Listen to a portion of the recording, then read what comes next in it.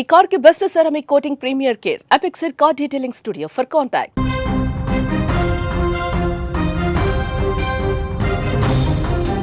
నాలుగో తరగతి అంటే 9 లేదా 10 ఏళ్ళు ఉంటాయండి.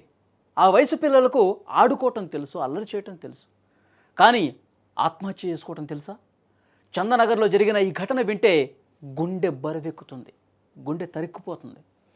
మెడలో వేసుకునే స్కూల్ ఐడి కార్డు ఆ పసివాడి పాలిట యమపాశమవుతుందని ఎవరు ఊహించరు. మెదక్ జిల్లా శంకరంపేట మండలం కొల్లపల్లికి చెందిన శంకర్ పార్వతి దంపతులు బతుకుదెరువు కోసం హైదరాబాద్ వచ్చారండి. చందానగర్లోని కృష్ణవేణి టాలెంట్ స్కూల్లో శంకర్ డ్రైవర్గా పనిచేస్తున్నాడు. అక్కడే ఓ ఇంట్లో వాచ్మెన్గా ఉంటున్నాడు. వాళ్ళ చిన్న కొడుకు ప్రశాంత్ అదే స్కూల్లో 4వ తరగతి చదువుతున్నాడు. నిన్న సాయంత్రం రోజులాగే స్కూల్ నుంచి ఇంటికి వచ్చిన ప్రశాంత్ యూనిఫామ్ కూడా మార్చుకోలేదు. నేరుగా బాత్రూంలోకి వెళ్ళాడు. అదే అతని చివరి ప్రయాణం అవుతుందని ఆ తల్లికి తెలియదు. బాత్రూంలోకి వెళ్ళిన పిల్లాడు ఎంతకీ రాకపోవడంతో 10 నిమిషాల తర్వాత తల్లి వెళ్ళి పిలిచింది. ఉలుకులేదు పలుకులేదు. అసలు కంగారు పడిపోయారు. కుటుంబ సభ్యులు తలుపులు బద్దలు కొట్టి చూసేసరికి గుండె ఆగిపోయే దృశ్యం, షాకింగ్ దృశ్యం కనిపించింది.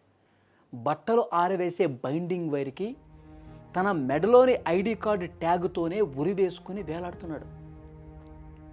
వెంటనే ఆసుపత్రికి తీసుకెళ్ళిపోయారు. అసలు వాళ్ళకేం అర్థం కాలేదు, అసలు ఏం జరిగిందో అర్థం కాలేదు. వెంటనే ఒకటిన ఆసుపత్రికి తీసుకెళ్ళిపోయారు. అప్పటికే జరగరాని ఘోరం జరిగిపోయింది. చికిత్స అందించులోపే ఆ చిన్నారి ప్రాణం గాల్లో కలిసిపోయింది. ఎంత బాధ చూడండి. గుండె తరుక్కుపోతుందా ఆ తల్లిదండ్రులకు? అసలు ఎందుకు ఇట్లా జరిగిందో కూడా ఇప్పటికీ వాళ్ళకి అర్థం కావట్లేదు. ఒక డ్రైవర్గా వాచ్మెన్గా కష్టపడి బిడ్డను చదివించుకుంటున్నటువంటి ఆ తండ్రికి కడుపు కోత మిగిలింది.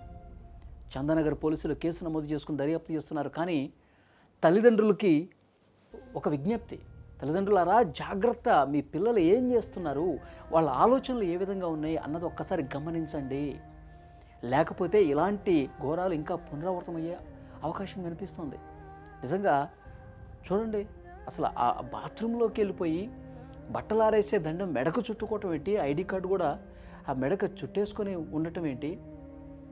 అతను నిజంగానే ఉన్నాడా, లేకపోతే ఆడుకుంటున్నటువంటి క్రమంలో అతను నిజంగానే ఆత్మహత్య చేసుకున్నటువంటి పరిస్థితి ఉందా, లేకపోతే ఇంకేదన్నా కారణం ఉందా, ఏదన్నా ఆడుకుంటూ ఈ విధంగా జరిగిందా, ఏమీ అర్థం కావట్లా.